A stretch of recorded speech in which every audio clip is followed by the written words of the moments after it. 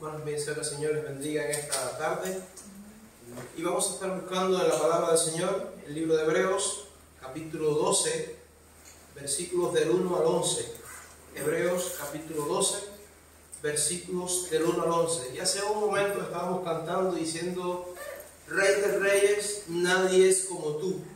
Y un poco que de eso trata este pasaje, y no solamente este pasaje, sino todo el libro de Hebreos. Hace algún tiempo atrás escuché hablar de un predicador muy conocido, ya fallecido. Bueno, nosotros decimos en español R.S. Sproul, o R.C. Sproul en inglés creo que se dice. Pues este hombre decía que si por alguna casualidad de la vida a él le preguntaron que cuál era el libro de la escritura que más le interesaba o cuál era el libro de la escritura que más quisiera tener si fuera a prisión o si no pudiera tener la escritura totalmente, ¿no? Y él dijo que el libro que más le interesaría tener es el libro de Hebreos, porque dicen que en toda la palabra de Dios no hay un libro donde se retrate la gloria de Cristo como en este libro. No hay un libro donde se muestre la gloria de Cristo como en el libro de Hebreos. Y un poco que eso es lo que vamos a estar haciendo en esta tarde, reconociendo que Él es el Rey de Reyes y que no hay nadie como Él.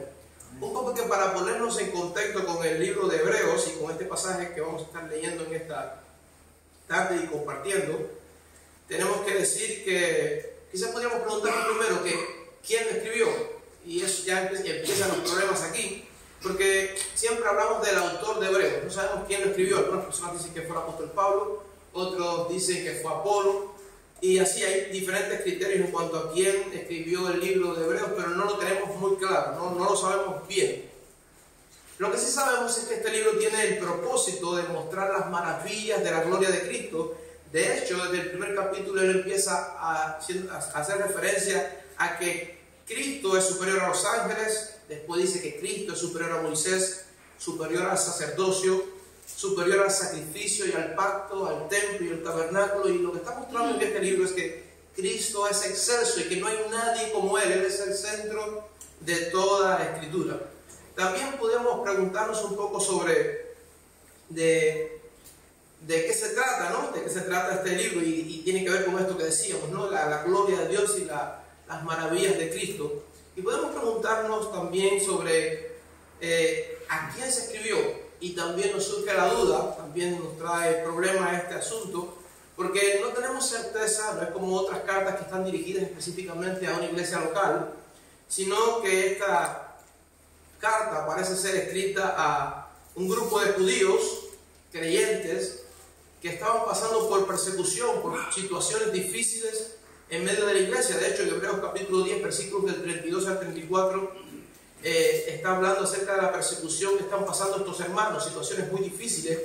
Dice la Escritura: pero traed a memoria los días pasados, en los cuales después de haber sido iluminados, sostuvieron gran combate de padecimientos. Por una parte, ciertamente, con vituperios y tribulaciones fuisteis hecho espectáculo, y por otra, llegaste a ser compañeros de los que estaban en situación semejante. Porque de los presos también os compadecisteis, y el despojo de vuestros que sufriste vuestros bienes con gozo, sabiendo que tenéis en vosotros una mejor y perdurable herencia en los cielos. En este pasaje que cité ahora, habla acerca del sufrimiento que estaban pasando estos hermanos y que estaban siendo atribulados estaban pasando por tribulaciones en medio de las dificultades de ese entonces. De hecho, cuando el apóstol Pablo en otra epístola habla de que somos luminares en medio de un siglo oscuro, también está hablando de algo que estaba sucediendo en el Imperio Romano en aquel entonces y que los cristianos estaban pasando. En ocasiones no solo los cristianos morían en el circo romano, se piensa que alrededor de varios millones de creyentes murieron en el tiempo del Coliseo romano, no solamente en el Coliseo, sino también siendo perseguidos. Pero además de eso, alguien dijo que la sangre de los creyentes es el fertilizante del Evangelio, porque mientras más personas morían, más personas creían en el Señor, porque querían tener la paz y la esperanza que esos que estaban en el Coliseo, que estaban siendo quemados vivos, tenían también en el Señor. Y lo que sí sabemos es que estos hermanos estaban pasando por tribulaciones, y yo creo que en buena parte también, por eso esta carta es pertinente a nosotros, En este momento vivimos quizás un poco más tranquilo, con menos situaciones, pero siempre tenemos dificultades y también esta carta nos viene bien a nosotros también aplicarla a nuestra vida. Algo más que debemos saber o tener en cuenta antes de empezar a compartir el pasaje como tal, es que en este tiempo había una concepción muy clara en la cultura que estaban viviendo estos hermanos acerca del ejército y también una concepción militar conocimiento militar bastante grande y también acerca del deporte. El apóstol Pablo en una de sus epístolas en muchas de sus epístolas habla acerca de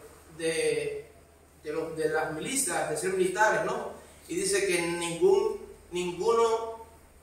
militar o ningún soldado se enreda en los negocios de la vida, sino para agradar a aquel que lo tomó por soldado. Y también, el libro de Efesios capítulo 6 nos habla de la armadura de Dios, un poco que simboliza todo esto de soldado. Y también la Escritura nos habla mucho, pero mucho acerca del deporte y de la cultura esta deportiva que había también en el Imperio Romano. Y un poco que este pasaje tiene que ver con esto. Cuando vamos a 2 Timoteo capítulo 2, versículo 5, dice: y también al que lucha como atleta no es coronado, sino lucha legítimamente. Y en Hechos 20:24 también el apóstol Pablo, hablándole a los líderes de la iglesia de Éfeso, él está diciendo que él tiene un propósito, es alcanzar la meta, y que él está corriendo una carrera, está diciendo el apóstol Pablo. Y hay muchos otros pasajes.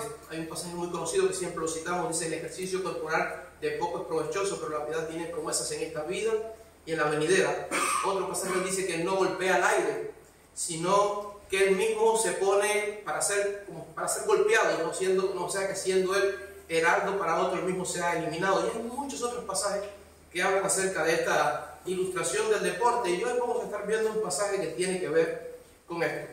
Leyendo un poco que la palabra del Señor dice así, Hebreos capítulo 12, versículos del 1 al 11, dice: por tanto, nosotros también, teniendo en derredor nuestro tan grande nube de testigos, despojémonos de todo peso y del pecado que nos asedia, y corramos con paciencia la carrera que tenemos por delante.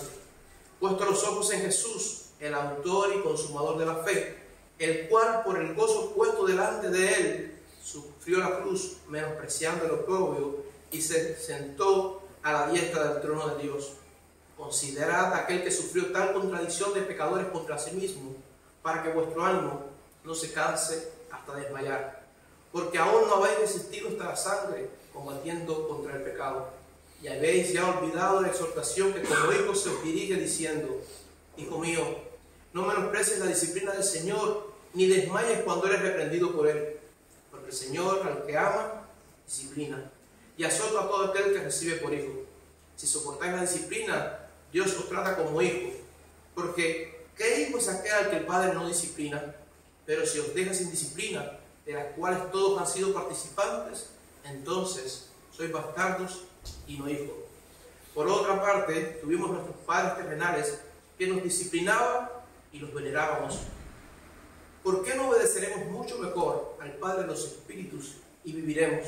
Y aquellos, nuestros padres terrenales, ciertamente por pocos días nos disciplinaban como a ellos les parecía, pero para lo que nos es provechoso, para que participemos de su santidad. Es verdad que ninguna disciplina al presente parece ser causa de gozo, sino de tristeza, pero después da fruto apacible de justicia a los que en ella han sido ejercitados. Oremos. Padre, te alabamos, te exaltamos y te conocemos que no hay nadie como tú. Es el Rey de Reyes, el Señor de Señores. Has cambiado nuestro lamento en danza, nos has despertado espiritualmente, has enviado a tu Hijo a ocupar el lugar que nosotros merecíamos, nos has dado vida eterna juntamente con Cristo, y tú nos hablas de las herencias y de todo bien y toda bendición que tenemos en Cristo. Permite, Señor, que podamos entender en esta tarde tu obra, tu sufrimiento en la cruz del Calvario, y también, Señor, que podamos poner en práctica el hecho de que somos hijos tuyos, Señor, y que debemos considerar, Dios, tu obra en la cruz del Calvario. Permite también que podamos posarnos aún en medio del sufrimiento y de tu disciplina, sabiendo, Dios, que tú lo haces porque somos tus hijos. Bendice a mis hermanos, Señor, abre nuestros ojos, oídos espirituales, para que podamos estar también atentos a tu palabra, y permite que podamos ponerla por obra. Todo te lo pido en el nombre de Jesús. Amén. Amén.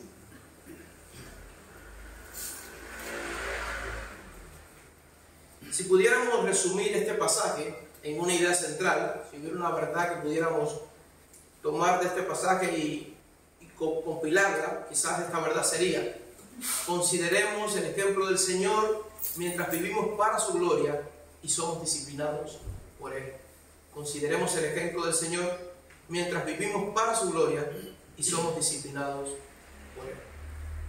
Y un poco que este pasaje comienza algo extraño. Al principio del pasaje lo primero que encontramos es un por tanto. Cuando la escritura es un por tanto, generalmente, o casi siempre, tiene que ver porque la idea que viene anteriormente es continua. Por ejemplo, cuando nosotros encontramos un pero, quiere decir que la idea va a cambiar. Pero cuando encontramos en la escritura, por ejemplo, un por tanto, es que la idea continúa. Y tenemos que tener una idea cuando leemos este pasaje sobre qué trata el pasaje anterior. Yo sé que ustedes saben porque es un pasaje muy conocido, Hebreos 11. ¿De qué trata Hebreos 11? Los héroes de la fe, de esos hombres y mujeres que vivieron para el Señor y honrándole a Él. Y el pasaje comienza diciendo así: por tanto, nosotros también, teniendo en derredor nuestro tan grande nube de testigos, despojémonos de todo peso y del pecado que nos asedia y corramos con paciencia la carrera que tenemos por delante. Por tanto, y yo creo que en buena parte el autor de Hebreos está escribiendo a la audiencia original, estaba hablando a la audiencia original y está diciéndole: hay unos que ya corrieron, dice, por tanto, teniendo alrededor nuestro tan grande nube de testigos. Hay una nube de testigos que está viendo a estos creyentes a los cuales se les está escribiendo. Esa nube de testigos son los héroes de la fe, de los que habla el capítulo anterior. Y él está diciendo, teniendo esta nube de testigos que nos está mirando, y tiene que ver mucho con la cultura del deporte, como decíamos ahorita, porque algo que sucedía en el Coliseo Romano, bueno, el Coliseo Romano no, cuando se llevaban a cabo las Olimpiadas en el tiempo de Grecia, era que muchas veces en la tarde, en la mañana, participaban ciertas personas en las carreras o en las competencias que se hacían, y después por la tarde esas personas eran premiadas. Pero antes de la premiación, otros competían también.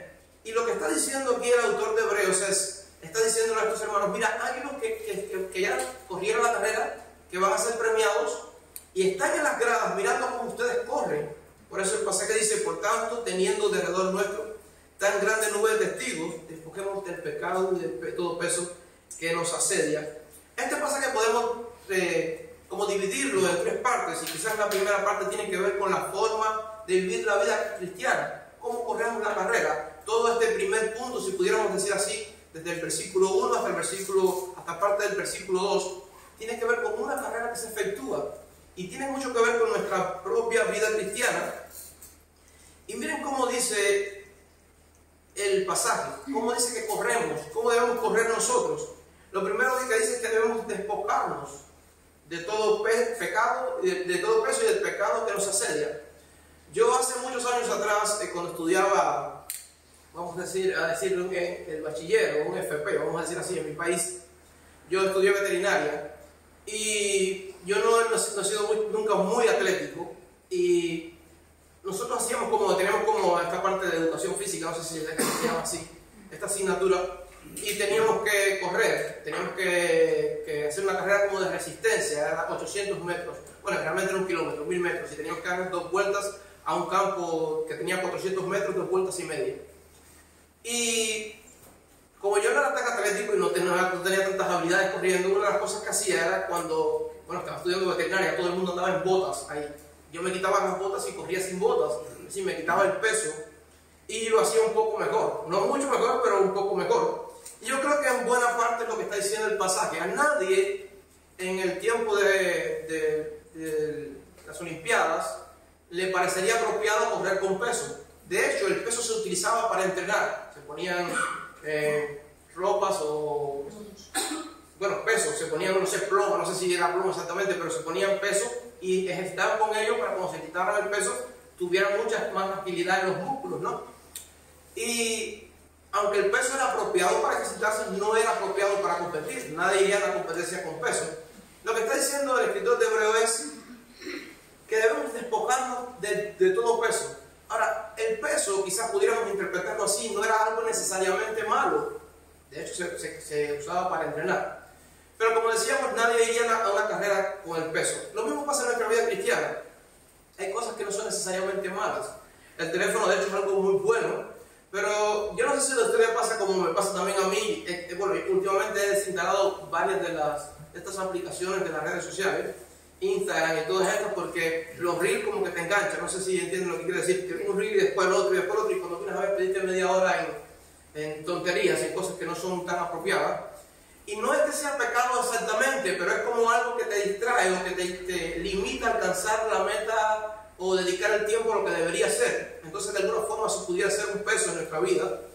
Pero también el pasaje dice que debemos despojarnos en esta carrera de nuestra vida cristiana, debemos despojarnos del pecado. Yo sé que hemos hablado muchísimo del pecado. Hay muchas definiciones del pecado. Por ejemplo, algunas personas dicen que el pecado es como traspasar la línea límite. Dios pone una línea y cuando la pasamos eso es pecado. Otras personas dicen que el pecado se define como errar al blanco. Hay un blanco donde nosotros quizás con una saeta, con una flecha, no sé cómo se dice aquí, deberíamos darle a la diana, pero no, erramos el tiro y eso es pecado. También la Biblia dice que toda desobediencia es pecado, la desobediencia a la ley es pecado. Y también hay otra definición de un ministerio muy conocido que se llama evangelismo explosivo, que dice que el pecado es todo lo que pensamos, decimos y hacemos que no glorifica a Dios, y también saber hacer lo bueno y no hacerlo, no es pecado. Y estas cosas sí nos afectan directamente o limitan evidentemente la carrera en nuestra vida cristiana. Entonces, en buena parte el autor de Hebreos está diciendo que debemos correr una carrera, pero que debemos hacerlo despojándonos de todo peso y del pecado que nos limita o que como que se nos enreda en nuestros pies al correr. Y esto es una forma de la que debemos correr, pero también dice que debemos correr con paciencia. Dice que debemos correr con paciencia la carrera que tenemos por delante. Tenemos una carrera y es una carrera un poco extraña porque no es un sprint, no sé si se dice así, no son de 100 metros. Es una carrera larga, es una carrera de resistencia, es una carrera como un maratón y debemos correrla con paciencia. Debemos correrla con paciencia en el sentido de nuestra fidelidad y nuestra perseverancia en el Señor, pero también debemos correrla con paciencia con los demás, con las demás personas, porque como nosotros, los demás también están en construcción. Hace tiempo atrás leí un libro de John McDowell, este conocido autor, y él decía que muchas veces anda por la calle imaginando que lleva en su espalda un cartel que dice todavía en construcción. Y eso tiene mucho que ver con Filipenses 1:6, dice, estando persuadidos en esto, que el que comenzó en nosotros la buena obra la perfeccionará hasta el día de Jesucristo. De alguna forma estamos todos en construcción. Hay unos carteles que se ponen, por ejemplo, en algunos países como Estados Unidos, que dicen cuando están reparando una vía, una carretera, ponen obra en construcción, sea paciente. Y de alguna forma también nos sucede eso con los demás. Debemos ser pacientes con los demás porque ellos están en construcción, y los demás deberían ser pacientes con nosotros porque también estamos en construcción. Dios está trabajando en nuestra vida. Pero también debemos no solo ser pacientes con los demás, sino debemos ser pacientes, como estos hermanos estaban pasando por situaciones. También debemos ser pacientes a través de los problemas o en medio de los problemas y las dificultades de la vida. Y pensamos siempre cuando hablamos de problemas y de dificultades en Job. Pero Santiago capítulo 1 versículo 2 dice, hermanos míos, tened por sumo gozo cuando os halléis en diversas pruebas, sabiendo que la prueba de vuestra fe produce paciencia. Dicen que en una ocasión un joven se le acercó a un anciano de la iglesia y le dijo, yo quiero que ore al Señor por mí, para que el Señor me dé paciencia. Y dice que el anciano le dijo, no hay problema, vamos a orar. Y empezó el anciano a orar y decía, Señor, manda a este joven dificultades por la mañana, situaciones complejas por la tarde, angustias por la noche. Y el joven un poco asustado dijo, no, yo quiero paciencia, no hay problema. Y le dijo, ¿y cómo tú crees que vas a tener la paciencia si no es a través de los problemas? Es algo que tenemos que entender, que las situaciones de la vida también están y son puestas por Dios para que nosotros seamos pacientes, y debemos ser pacientes también con los demás. Y Santiago dice en el versículo 13, capítulo 1, dice que para que seamos perfectos, hay un propósito, y es que seamos maduros también espiritualmente. Pero no solamente tenemos que correr la carrera despojándonos del peso y del pecado, no solamente debemos correr la carrera con paciencia, sino que debemos correr la carrera de una forma muy peculiar. Dice, puesto los ojos en Jesús, el autor y consumador de la fe. Tenemos que correr la carrera puesto los ojos en Jesús. Hay un corredor, existe un corredor muy conocido, hay una película, yo a veces lo recomiendo mucho, se llama Carros de Fuego, de un conocido atleta que se llamó Eric Liddell, a lo mejor le pronuncia de otra forma, no lo sé, pero bueno, ese es el nombre. Este hombre murió como misionero en China, era un inglés, y él en una olimpiada ganó 3 premios, era un muy buen corredor. Pero él tenía una característica peculiar. Bueno, él tiene una frase que dice, cuando corro me siento en la voluntad del Señor, si corro lo hago para el Señor, decía algo así él. Y este hombre tenía la peculiar característica que él corría mirando hacia el cielo.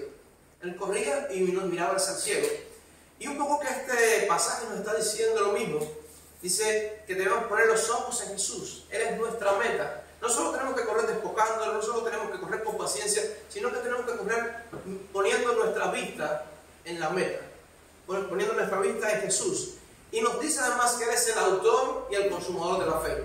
Cuando uno va al diccionario, a la RAE, dice que cuando corremos, por ejemplo, pues, cuando habla acerca de esto, ¿no? de quiénes somos y de cómo debemos vivir la vida cristiana en la Escritura, y cuando habla de que Él es el autor y consumador de la fe, define el diccionario que el autor es una persona que es la causa de algo, el que inventa algo, que ha hecho alguna obra. Así que cuando decimos que Él es el autor de nuestra fe, estamos diciendo que Él es el que la ha creado. Él es el origen de la fe.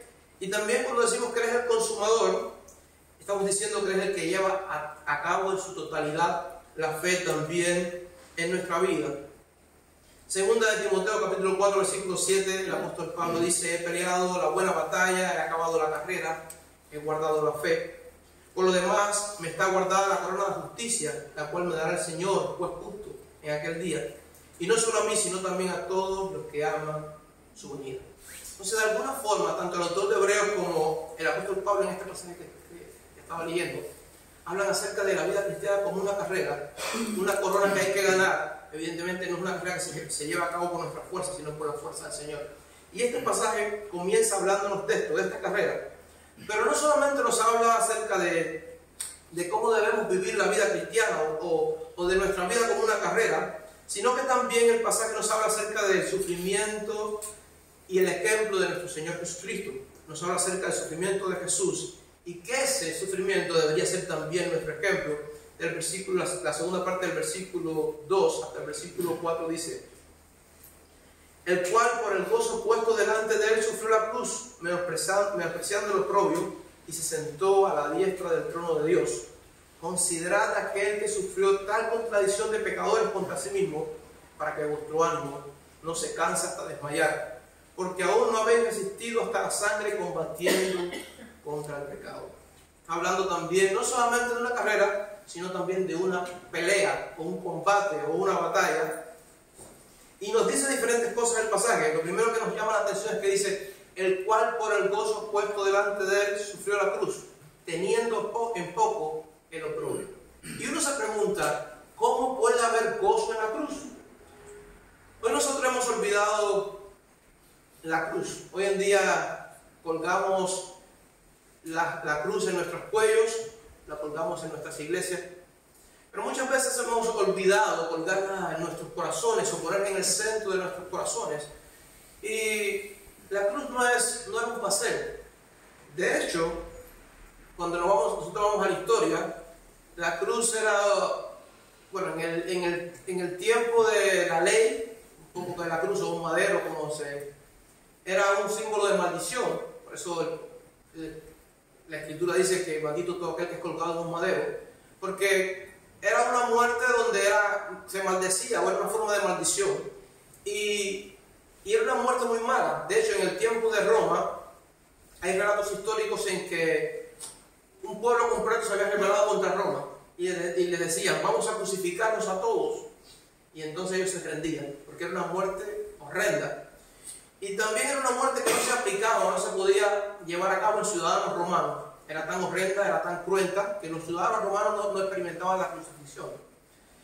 Y nosotros hemos olvidado hoy el valor de la cruz. Nosotros hablamos mucho a veces de la justificación. En la cruz del Calvario, Jesús murió por nosotros, supliendo la justicia de Dios. Dios es justo y santo y por tanto Dios tiene que condenar el pecado.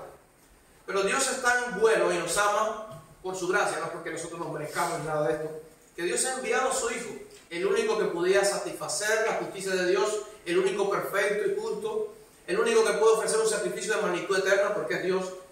Pero lo bello también es que en la cruz del Calvario Dios cargó todo el pecado de la humanidad, pasado, presente y futuro en Jesús. Y toda la justicia de Jesús, la santa justicia del Hijo fue cargada y puesta a nuestra cuenta. Por eso ahora cuando el Padre nos ve a través del Hijo.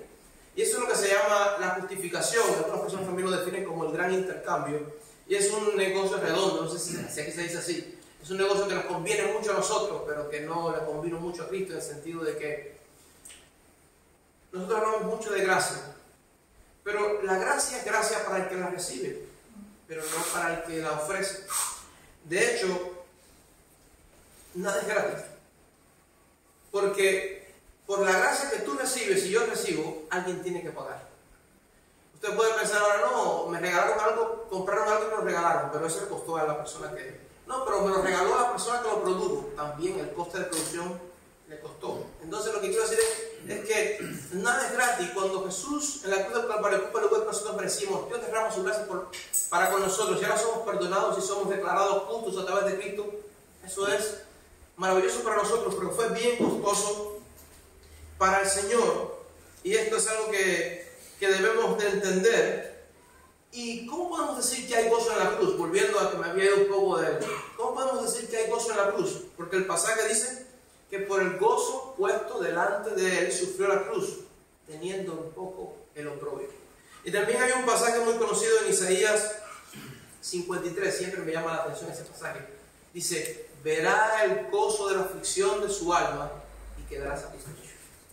Es como Dios se goza y el Hijo se goza, aún en el sufrimiento, porque su sufrimiento, porque la obra de la cruz, tiene que ver con nuestra redención.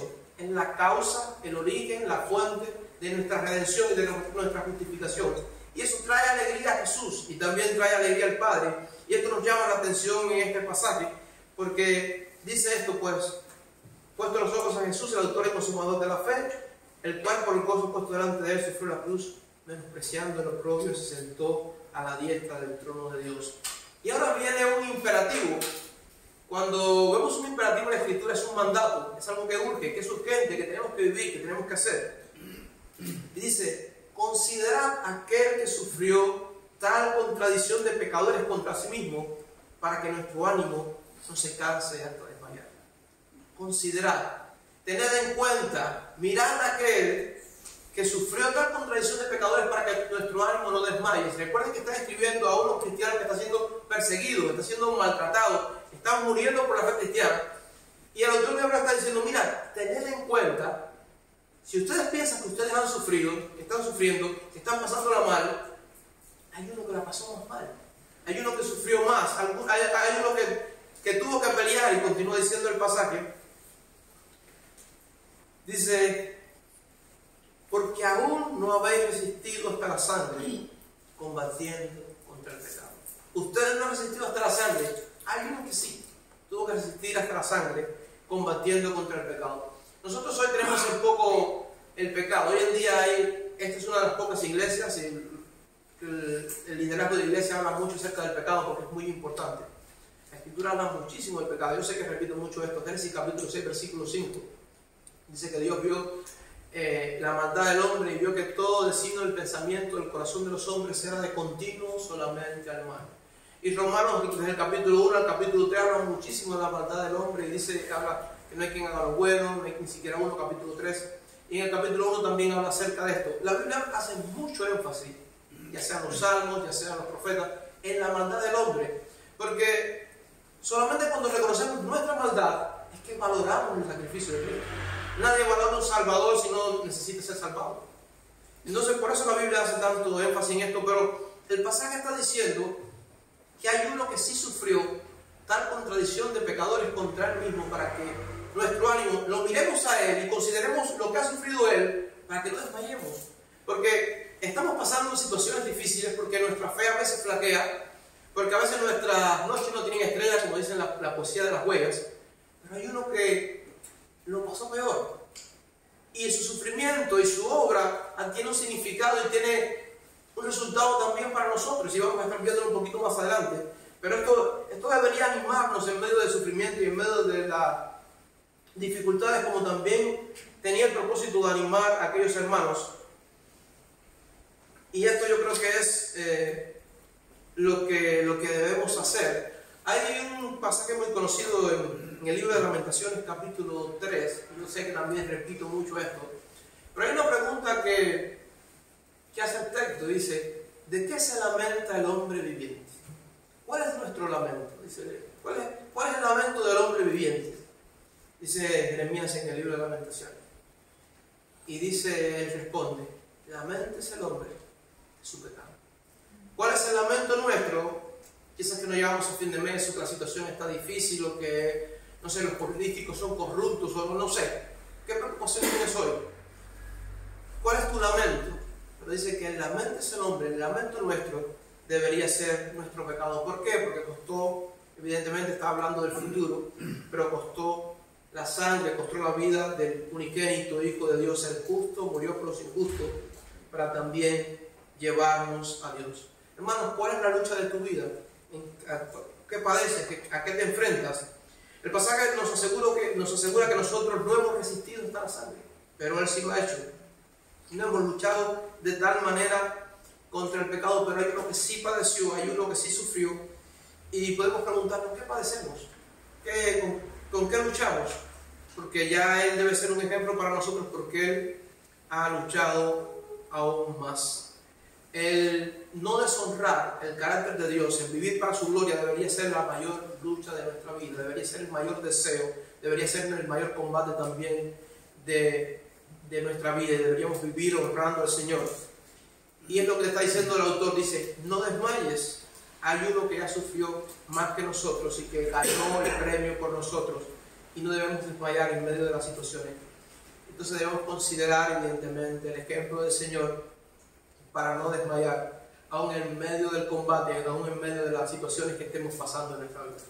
Entonces, este pasaje habla, como decíamos, de una carrera que debemos correr de una forma, habla de una lucha, y el ejemplo que tenemos en el Señor cuando Él se enfrenta al pecado, y que también esa debería ser nuestra lucha en nuestra vida, y que no debemos desmayar, porque ya Él venció y también nosotros ahora hemos vencido en Él. Hay un pasaje muy conocido, es mi pasaje el pasaje que más me gusta en la Escritura. A muchas personas les gusta Romanos 8:28.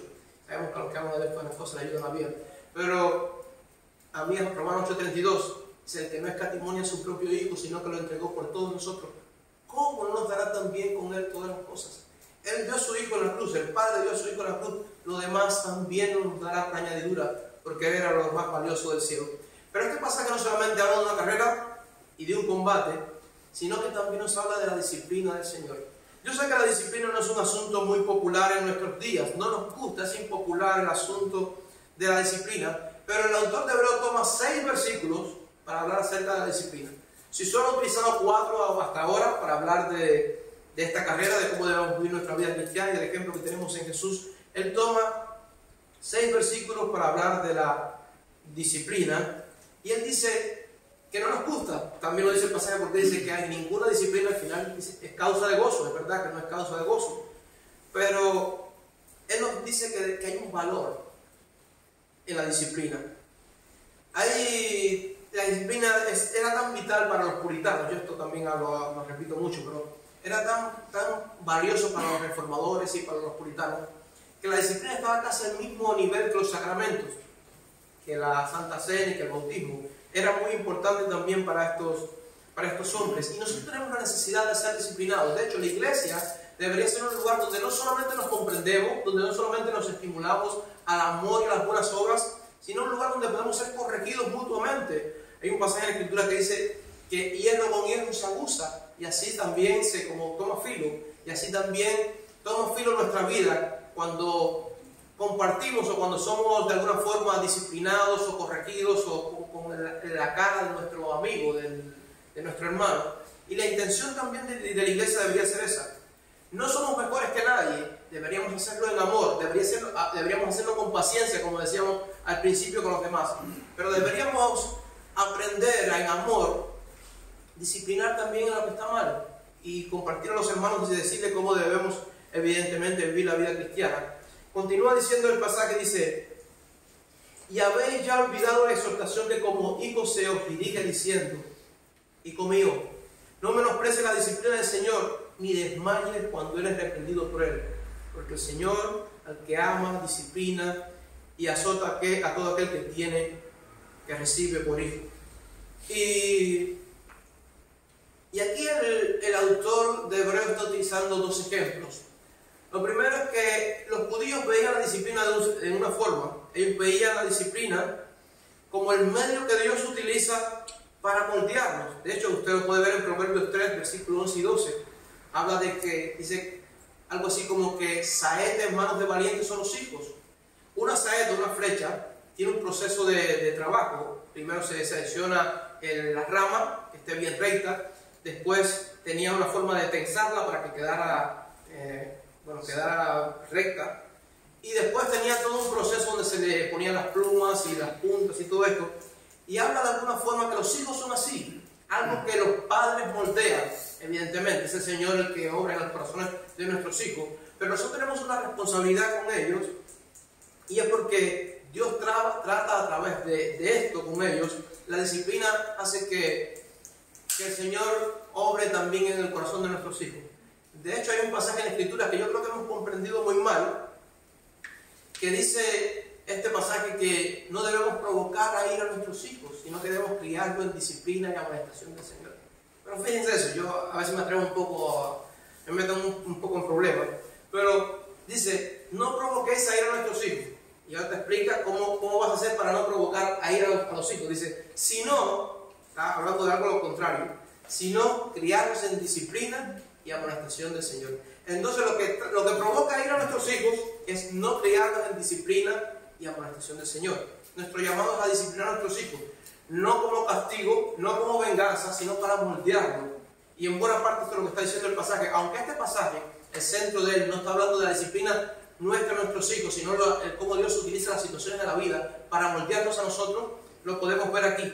Entonces el pasaje, esta última parte, nos habla acerca de la disciplina y primero utiliza este ejemplo, el ejemplo judío, donde las personas son moldeadas a través de la disciplina para hacer lo que Dios quiere que ellos sean. Pero también el apóstol, iba a decir el apóstol Pablo, el escritor de Hebreos, habla acerca del ejemplo griego, el ejemplo de la cultura romana. Romanos es el ejemplo de la cultura griega. Y está hablando, dice, voy a leerlo, dice: si soportáis la disciplina, Dios os trata como hijos, versículo 7, como a hijos, porque ¿qué hijos es aquel al que el padre no disciplina? Pero si os dejas sin disciplina, de la cual todos han sido participantes, entonces sois bastardos y no hijos. Y esto nos llama la atención porque en la cultura griega, en el Imperio Romano, los hombres eran muy promiscuos. Usted sabe, en las series y todo esto se ve, en Espartaco y todas estas series hablan de la cultura esta que había en ese tiempo. Y los hombres tenían muchas mujeres y muchos hijos. Y de alguna forma, los ciudadanos romanos y las personas que tenían recursos, evidentemente más, sostenían a estos hijos por todo el tiempo que vivían los padres, los sostenían económicamente. Pero solamente había un hijo que los padres criaban de la forma más extrema posible, casi al margen, o como he dicho, casi al mismo nivel que la esclavitud. Y eran a los hijos que no eran bastardos, a los que eran hijos ilegítimos. Y el propósito de esta crianza tan fuerte, tan recia, era para formarlos, a que fueran de alguna forma, si pudiéramos decir así, hombres de bien y que siguieran el ejemplo de sus padres. Entonces, por eso es que dice que si Dios no nos disciplinara es porque Dios no nos tiene como hijos, sino como bastardos. Pero si Dios nos disciplina es porque somos los hijos legítimos del Señor. Y hermanos, Dios nos va a disciplinar. Y yo siempre me pongo a pensar, hablando de este asunto del libro de Hebreos y de cómo vemos a Cristo en todo el libro de Hebreos. En el capítulo 5 hay un pasaje que a mí como dicen las personas, me vuela, aquí dicen los jóvenes, me explota la cabeza, me vuela la cabeza. Y es el hecho que nos dice que el Hijo, aunque fue Hijo, dice el pasaje, estoy parafraseándolo, aunque fue Hijo, por medio del sufrimiento, aprendió la obediencia. Y yo digo, ¿cómo el Hijo, el Santo, Dios Hijo, puede aprender la obediencia? Dios no aprende. Dios tiene todo el conocimiento. Él no hay forma de que crezca en ningún sentido. Y dice que aunque era Hijo, por medio del sufrimiento de lo que pasó, aprendió la obediencia. Hermanos, si el Hijo tuvo que aprender la obediencia a través del sufrimiento, nosotros que somos hijos adoptados, no nos vamos a librar de eso. También vamos a sufrir, vamos a pasar por situaciones. Y Dios tiene esto, lo hace para nuestro bien. De hecho, todo el pasaje, este final del pasaje nos dice que Dios tiene un propósito con esto. Miren el versículo 9, dice: por otra parte tuvimos nuestros padres terrenales que nos disciplinaban y los venerábamos. ¿Por qué no obedeceremos mucho mejor al Padre de los Espíritus y viviremos? Obedecer a través en medio del sufrimiento a Dios nos hace vivir, hablando espiritualmente, evidentemente. Pero no solamente dice esto el versículo 9, miren el versículo 10, dice: y aquellos ciertamente por pocos días nos disciplinaban como a ellos les parecía, pero para lo que nos es provechoso, hay un propósito, para que participemos de su santidad. La disciplina del Señor también produce santidad en nosotros, dice el versículo 10. No termina aquí, versículo 11, dice: y es verdad que ninguna disciplina del presente parece ser causa de gozo, sino de tristeza, pero después da fruto, propósito de nuevo, apacible de justicia a los que en ellos han sido ejercitados. Así que trae un fruto apacible de justicia, dice el versículo 11. Hermanos, nosotros vivimos en lo que han llamado la generación de cristal. Nosotros no soportamos nada, no toleramos el dolor, nada, queremos todo y lo queremos ya. Y somos tan frágiles, somos tan débiles, pero Dios utiliza las situaciones, aunque no queramos sufrir, Dios utiliza las situaciones para que suframos, y Él quiere que seamos parte o partícipes también del sufrimiento de Cristo. Y el pasaje nos dice que no desmayemos, que ya tenemos un ejemplo, y el ejemplo es el Señor. Y también nos dice que no desmayemos, porque el Señor nos está disciplinando también para un propósito. En forma de conclusión, este pasaje, como decíamos, habla acerca de estos, o está dirigido a estos hermanos que están pasando por situaciones difíciles. Estos cristianos hebreos, ellos tienen la necesidad de perseverar en la vida cristiana, ellos tienen la necesidad de crecer en medio de las situaciones, y también lo necesitamos nosotros. El autor, inspirado por el Espíritu Santo, utiliza esta epístola para recordar la supremacía de Cristo. ¿Quién es Él? Él es superior a los ángeles, Él es superior a Moisés, Él es superior al sacerdocio de Melquisedec, que después también anterior de esto la Escritura había hablado de esto. Él es superior a las ofrendas y al pacto, al templo y al tabernáculo, y nos muestra la grandeza de Cristo aún en medio del sufrimiento también de nuestras vidas. Esto, hermanos, no es una pelea, esto no es una carrera de mentiritas, esto no es una carrera donde no tenemos que esforzarnos mucho, no, es un maratón.